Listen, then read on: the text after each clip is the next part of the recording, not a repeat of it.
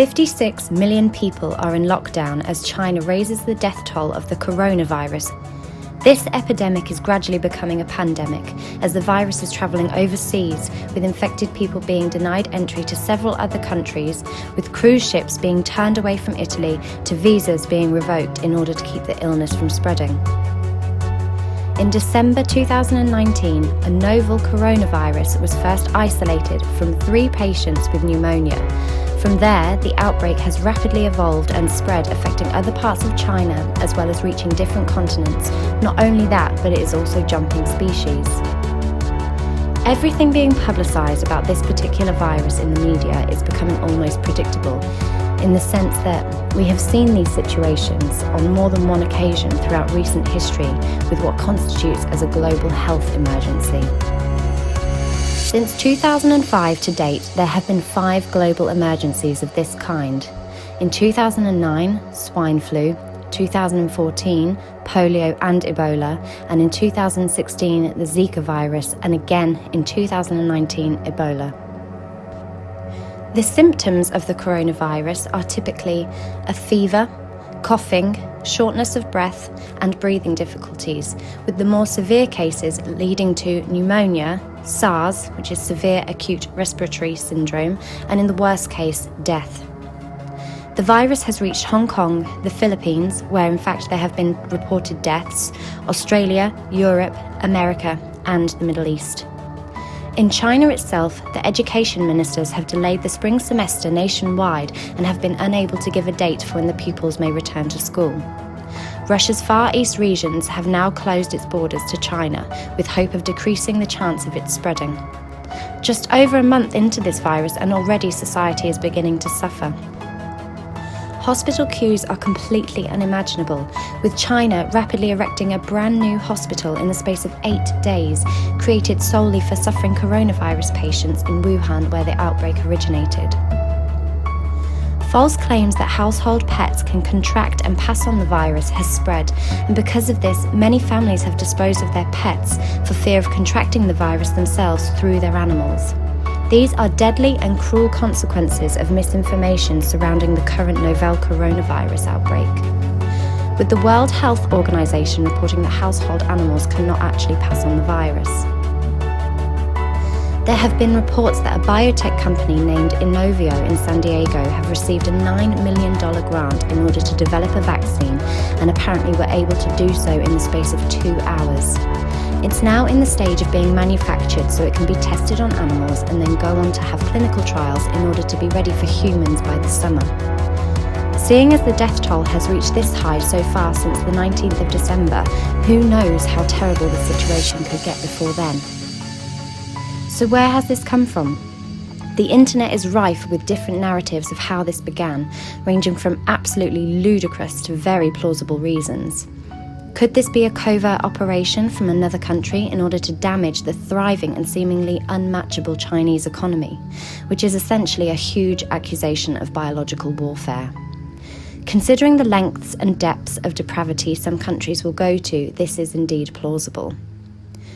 Suspiciously, no independent researchers have been permitted to look into the case, with only official World Health Organization employees being cleared to investigate the matter. Previously, with the outbreak of SARS virus, a Canadian biologist working for the World Health Organization was perplexed to find that none of the thousands of SARS patients were truly suffering what was identified as SARS.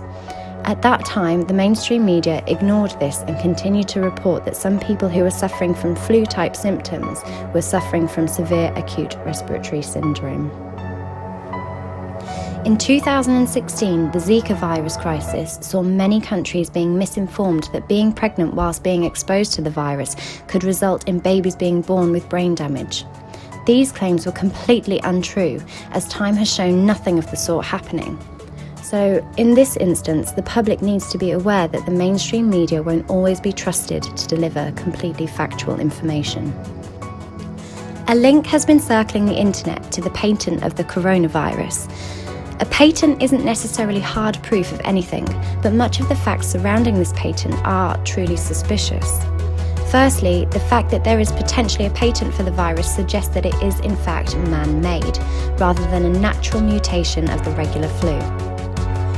The patent came from a company called Outbreak Institute, which is situated in Woking, Surrey in England, and the individual who is responsible for it is Professor Brian Charleston, who studied in London as a vet and then continued his studies and received a master's degree in molecular biology. He was hired by Outbreak Institute and his focus was on the design of infectious diseases. The patent itself was filed for on January the 23rd in 2017 and was granted allowance with very minimal objection on July the 3rd in 2018, meaning that it had a 17-month turnaround, which is basically unheard of. But when you delve a little deeper, it's understandable why certain allowances may have been made for this particular patent. Here is a list of all of the individuals and businesses that actively fund Outbreak Institute. Wellcome Trust, GlaxoSmithKline, Bill and Melinda Gates Foundation, the Department for Environment, Food and Rural Affairs, the World Health Organization, the European Commission, United Nations, UK Research Innovations and Biological Technology and Biological Sciences Research Council, also known as Serco Limited. Not only do all of the above fund Outbreak, but it's important to mention the fact that Outbreak form part of the UK government's Biotechnology and Biological Sciences Research Council. Outbreak sent the patent over to be validated by Serco, which is actually a UK company and, as previously stated, contributes funds to Outbreak. Serco obtained control of the US patent process offices back in 2006, as well as certain regions of FEMA. Due to this factor, it means that businesses are taking advantage of its control of the Patent Office to issue its own British bio company's patent, and by securing the patent for themselves renders this patent completely invalid and actually fraudulent. The British and US offices are in fact fully coordinated theft and weaponisation factories for the owners of the companies who have ownership of the virus. And when traced further back than the funders of the Outbreak Institute, we see that a select group called the Pilgrim Society, which was founded in 1902, actually have ownership of a lot more than a biotech company or a patent office. These people also control the mainstream media. They control all British and US intelligence, including MI5, MI6, the FBI, CIA, GCHQ, NCA, and the State Department.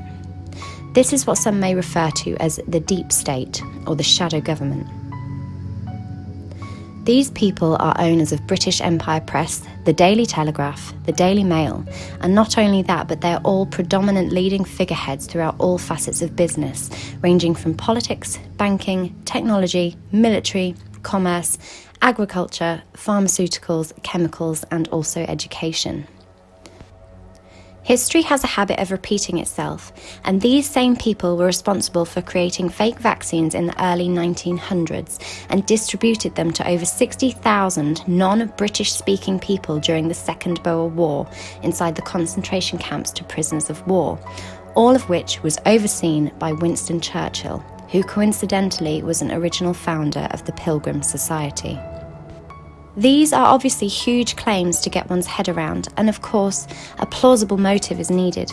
But there's a recent quote from one of the key funders of the Outbreak Institute, Bill Gates, where he stated, "If a highly contagious and lethal airborne pathogen, like the 1918 influenza, were to take hold today, nearly 33 million people would die in just 6 months."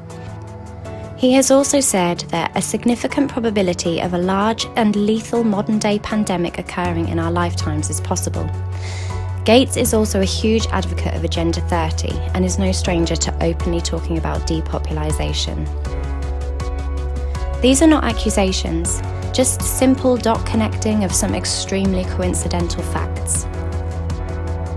Many truthers are obviously collecting facts and information and coming to very similar conclusions, and since this has happened, Outbreak have placed a statement on their website answering the public's questions and have stressed that their research is solely around animals in this particular instance, and that they do not work on human viruses at this time. They are simply developing vaccines for animals who've contracted the coronavirus. The media have also pointed accusations at China itself, suggesting that the virus was released from a lab inside Wuhan due to samples being leaked and becoming airborne. But China are denying these claims and are suggesting that the virus has appeared and spread due to poor lifestyle choices. Videos have surfaced from before the outbreak was publicised of people being thrown into quarantine with no mention to the public of the virus. Also, a whistleblower who has been seen all over social media, an ophthalmologist, Dr. Li Wenlang, was one of the first to share information publicly and was then detained suspiciously by Wuhan police for doing so. Li, along with 3 others, were detained and forced to sign letters promising never to discuss the virus or anything associated with it. The letter reads, "We solemnly warn you that if you stick to your guns and remain impenitent and continue to engage in illegal activities, you will be punished by law."